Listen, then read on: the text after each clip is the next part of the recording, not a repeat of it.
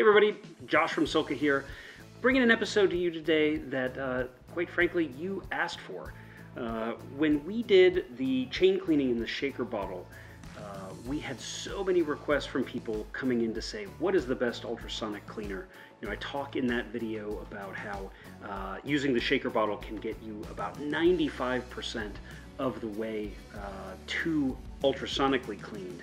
But of course, being the marginal gainers that you are, you all then came in and said, well, we want that extra couple percent. So we've done something that we've never done before. It was pretty interesting and entertaining, and that was, you know, I put the word out. Well, first I went and looked at what we had at work, and I got to tell you, we have a used machine from a company called Ultrasonic Power Corp. We bought it here locally when another company went out of business, and that machine is amazing. It's a 4-gallon machine that is around $3,000 new. And so we said that's probably not the best option for a home cleaner, you know, for most of our listeners. And so we got in touch with Amazon and said, you know, we're trying to do this video. I want to find the best cleaner for bicycle parts, and is there any way we can review some and kind of get a feel for it? And so did the research, picked out 6 cleaners that really seemed promising after looking at kind of what makes a good ultrasonic cleaner good. And we brought them in and we tried them and quickly learned a bunch of lessons. And so we are going to share those lessons with you. One is really the size of the machine. I think when I started this, the small machines are 3-liter machines. There's some 2-liter machines out there, and you think, oh, you know, a 2-liter bottle of soda, that's plenty of fluid to clean a chain in or a cassette. The challenge with these turns out to be that a lot of the machines may have a 2-liter capacity, but you can only fill the tank up 2/3 of the way. So you end up essentially being able to put, you know, 1.5 liters in a 2-liter container. In the 3-liter, you can put 2 liters of liquid in. But the real challenge for most of them was the depth. You know, you see here, this is the basket that goes in. So this particular machine we've ended up with is a 6-liter machine, and you can see it's really not that big. I mean, it's about this wide. It's kind of like maybe 2 shoe boxes stacked on top of each other. This is twice the container size of a 3-liter machine, and yet it's still pretty small. But look, it's only really this much depth. The fill line comes to the top of the wire cage here. You can see, to allow all of the grit and dirt to fall off, and so your parts aren't vibrating around in the dirt, it sits about 1 centimeter off the floor. And so this particular machine is like 150 millimeters deep, and realistically you get about 120 millimeters of usable space in there to put the parts in, but then of course you can't fill it quite that far. I mean, it gets complicated quick, and you start to realize, wow, this is the smallest machine that I could put something like a Power Dome cassette in and have it fully cleaned and submerged. And this machine still isn't quite big enough to do chain rings or some other large components. You know, you could easily do front rear derailleur, bottom bracket, things like that, multiple chains at once. But so think about size. Don't get in there and just go straight to the 2, 3, 4-liter machines thinking that's going to be plenty. It absolutely was not. A 2-liter machine is probably going to get you, like, you can maybe clean a chain in it reasonably, but really it's probably best reserved for something like jewelry. You know, that's it's just not going to get it done for this. So I guess the next question would be, why, how are they different, and why do the costs vary so much? If the machine we have at work was $3,000, and the machine that we're going to tell you we found to be the best is $300, what is the difference there? And the big difference really is the machine we have at work was a made-in-the-USA machine.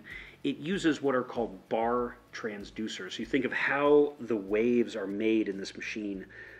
There's a tank up here, there's electronics down here, and there's ultrasonic, I would call it a horn or a transducer. In this machine, there are 3 pucks, little round pucks, attached to the bottom of the stainless tank. And those are what actually vibrate to create the ultrasonic waves. In the really expensive machines, they use long bars, and so you just get a much more even waveform coming up. Those machines also are programmable for frequency. You could actually pick a frequency or even run a sweep over a range of frequencies, whereas the cheaper machines tend to run only one frequency. This one is unique in that it can run two, and we'll get to that in a minute. So the other big difference is the power. There are control setting differences and things like that, but the power, both in terms of the ultrasonic power and in the heating power of the machine, really get to be important. And the way to think of that is, let's look here at, this is the waveform, right? So you think, what is ultrasound? Well, ultrasound is a high frequency waveform, and in this case, to clean parts, we really need over 20,000 hertz, right? So 20,000 oscillations per second, and then the kind of the optimal for cleaning is somewhere in the 40 to 45,000 hertz range. And so what you get with the power, though, is you get increased amplitude of these waves, right? The amplitude is the height, and so the frequency is how frequent, how often the waves are coming. The amplitude, though, grows with power, and that essentially more power equals more cleaning and faster cleaning. And so that's where power is important on the ultrasound side. But there's a second power in a machine like this, and that is the heater power. So we know that you've got power, frequency, and heat are really the three things that are going to drive the performance of this machine. These machines work better when the liquid is hot. They can cut cleaning times by a quarter or to a quarter to a fifth, and in some cases maybe a tenth of what it would be in a room temperature liquid. And some things, not so much in our world, but you look at like the firearms world, some of the chemicals there just won't come off at all in room temperature water. You've got to have it hot.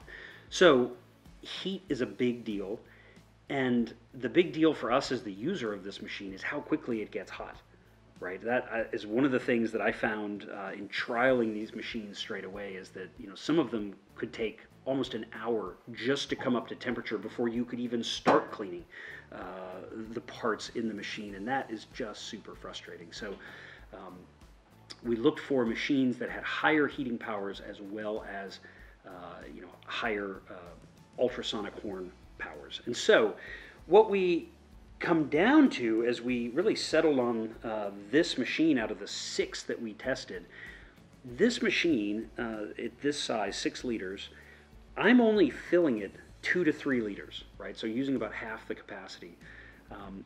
But it's got 3 ultrasonic horns, 180 watts of total ultrasonic power. But where it really shines is this machine has 300 watts of heating power. So I can get the 3 liters of water up to temperature somewhere in the 15-minute range with this machine. In our testing, we had a similar 6-liter and 4-liter machine that we were looking at that actually were not that much cheaper, that only had 100 watts of heating power. And so when you put them side by side, turn them on, this guy was at temperature and ready to run somewhere probably on the order of 30 to 40 minutes earlier than the machines that looked almost identical but only had 100 watts of heating power. So a lot to learn. I think we were certainly enlightened, cleaning and testing parts in there. I won't bore you with all the details, but the last piece of why we settled on this machine we're going to recommend to you is that it can operate at 2 cleaning frequencies. So it can operate down in the 25,000 hertz range and up in the 43,000 hertz range. It just gives you a little more flexibility, and it also, when you look at the science of this, there's a lot of people, and why a lot of the expensive machines run at multiple frequencies. The different frequencies just power out different types of dirt better than others. And so having the ability to run, in this case, at 2 frequencies is a lot better than being able to run just at 1. And of course, in the really expensive and exotic machines, they can run at all the frequencies, and that would be pretty cool to have. But for the price, this guy will get the job done. Other things to look at. So this machine has a pretty heavy wall, and you can measure it here, right at a millimeter thick stainless tub that is integrated to the machine. You know, we looked at some machines where the tray was actually removable and it sat on top of the ultrasonic horn, and that just doesn't seem like it's going to get the job done in transmitting as well. But I will tell you, in use, what it did was it was loud. I mean, having the thing sitting on the horn not connected, those machines were much, much louder than the machines with the permanently attached horn like this one. The other nice thing this guy has is a ball valve coming out the side. So you can quickly open the valve, tip the machine, pour out the liquid that's in it, maybe wipe it out, close them, fill them back up, and you are in business really pretty quickly. It turns out to be, I think a lot easier than trying to pick the machine up and carry it to the, that's a bit of a mess. So things to look for, I would say those from our experience were really it. The other nice thing, this guy has a great basket with rubber-coated feet. In our testing, that also turned out to be a big deal because, again, the metal on metal, when you've got this high-frequency vibration, it just gets really loud. And so having this nice-sized basket that drops into here, he runs pretty quietly, pretty easily. And this is more than enough basket. I mean, you could almost put a whole drivetrain in here, right? Rear derailleur, front derailleur, chain, cassette. You'd be in pretty good shape, other than something like some of these, really ginormous, rear cassettes that are on some of the one-by bikes these days. You can fit most everything else in here. I've actually been using this one, the particular machine here, with as many as 10 chains in it at a time. No issues, so all good. So having said all of that, let's look at what is the best way to actually clean the chain in here. And so we ran a bunch of experiments to help you out with that, and really ended up settling on a formula that's pretty similar to what we were doing with the shaker bottles in terms of the chemicals, with a slight difference. So I typically start off with a quick degrease of this stuff. This is the Chemical Guys Citrus Degreaser. It's super strong, smells nice. It just seems to work better than a lot of the brands. It's pretty easy to come by. And it's MSDS is safe for shipping, so you can buy it online. For all of us still in quarantine who aren't running around to the store as much as we maybe like to. We found an additive to put in the water. So you don't put this in here, right? You maybe pre-rinse the chain with that to get the big gunk out. That's how I do it. You don't have to do it, but I would prefer to do that in the shaker bottle rather than be cleaning that gunk out of my ultrasonic cleaner later. That's totally up to you. So shake it in the Gatorade bottle or jar of your choice. Like shake it out, drop it in here, and in here you are going to start with deionized water. And quite honestly, at temperature, deionized water is an amazing cleaner in these machines. I mean, it works really, really well. But it probably isn't going to get everything out, especially if it's an older chain, a heavily used chain. You've got other lubricants that are really stuck in there. And one of the products that just kept coming up over and over again in recommendations we were looking at is this stuff right here, which is called Shooter's Choice. It comes from the firearms industry, and it's kind of like magic. You just add a little bit of it into the water, but it just seems to dramatically improve the lifting power of the ultrasound. And it just gets the chain cleaned a lot faster.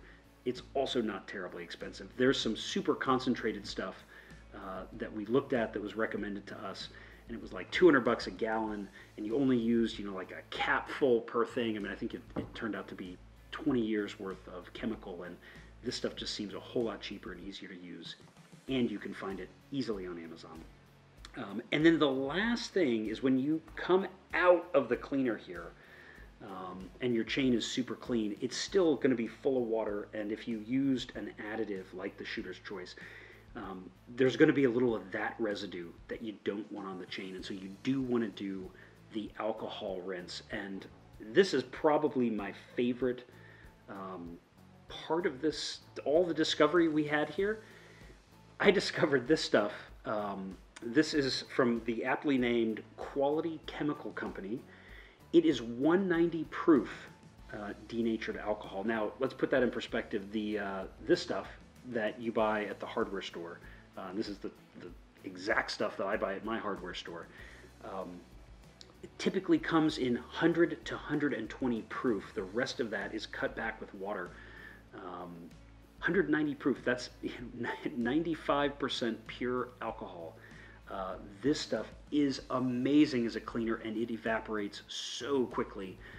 It's really impressive, even when you put it next to the hardware store denatured alcohol. So you can really have two options. You can buy it and cut it with a little bit of water to make it go further, or just buy it and use it in all of its high test strength glory. You can dip your chain in it, pull it, and watch it in the sunlight. I mean, the surface will just evaporate away right in front of your eyes. It's kind of pleasing, kind of nice. So anyway, there you have it, our really month-long test of ultrasonic cleaners and ultrasonic cleaning methods that hopefully can help you out. We will have links down below to all of the products that we reference here, where you can find this thing. I didn't cover, but he's around $300. I know you can find some of these machines on the internet for 60, 80, 100, and some of those were the machines that we tested, and I got to tell you, this is clearly more expensive. Absolutely worth it if you're using it more than once a year. The heating speed alone is probably worth $100 extra, and then all the other features in the machine, I think, really make up the balance of that. So there you have it. Please remember to give us your questions, comments below. Share your best tips, tricks, and practices, and we will try them out and get back to you. And once again, thanks for watching Marginal Gains.